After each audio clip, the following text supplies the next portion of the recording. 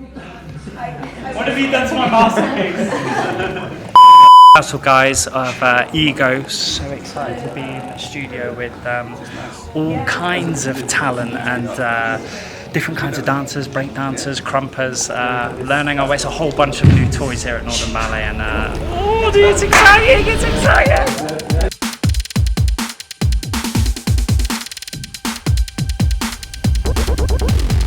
My name is Kenneth Tindall. I am resident choreographer and artistic director of digital at Northern Ballet.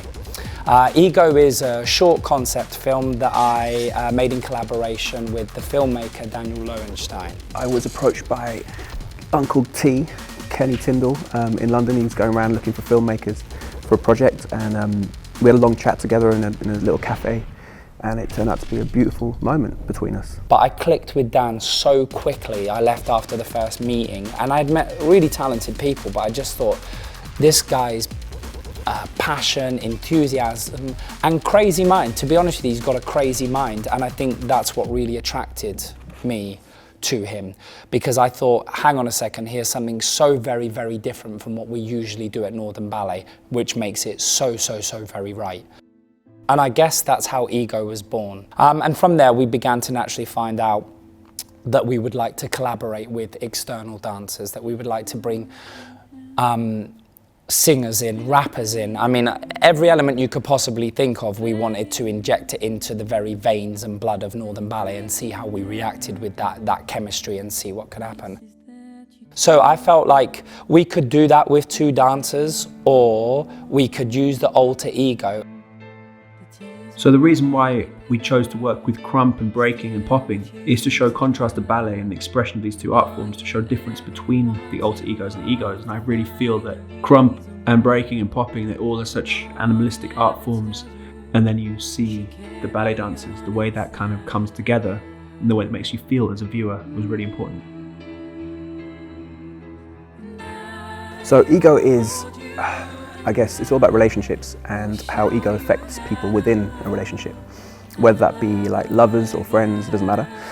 So what the concept that we came up with is putting one relationship and another relationship side by side in the same locations and seeing how people react in different circumstances. I think ego is a really strange thing. We all have them, and I think actually they're necessary. They're a necessity, because your ego can drive your ambition and it can give you the energy and the confidence to do something. I think it's dangerous though when you sit or you live in your ego and it starts to rule you. Honestly, I can't stand it when you're in my face. You get aggressive and it really starts to irritate. Me and you in inner turmoil starts to surface. Where's the purpose? I don't know if you care when you tell me I'm worthless. How many times have you left me to shovel the dirt? How many times have we said that we could make this work? When you go out, you don't care that I'm alone inside. When all I miss is you being here by my side.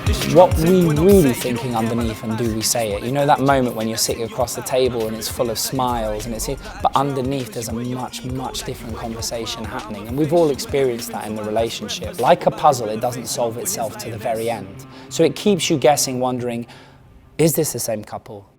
At the end of the film, we see both couples switch roles.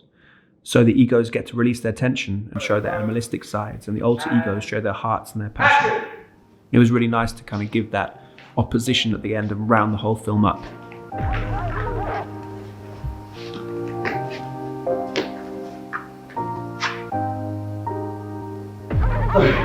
Good.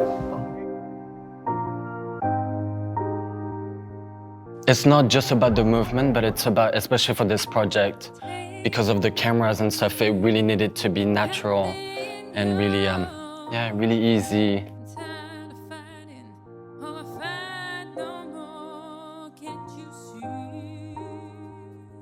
Shooting in different places, shooting on the beach was amazing. Like dancing in a space where you can just see for miles and you know there's no one around apart from maybe a dog walker in the distance.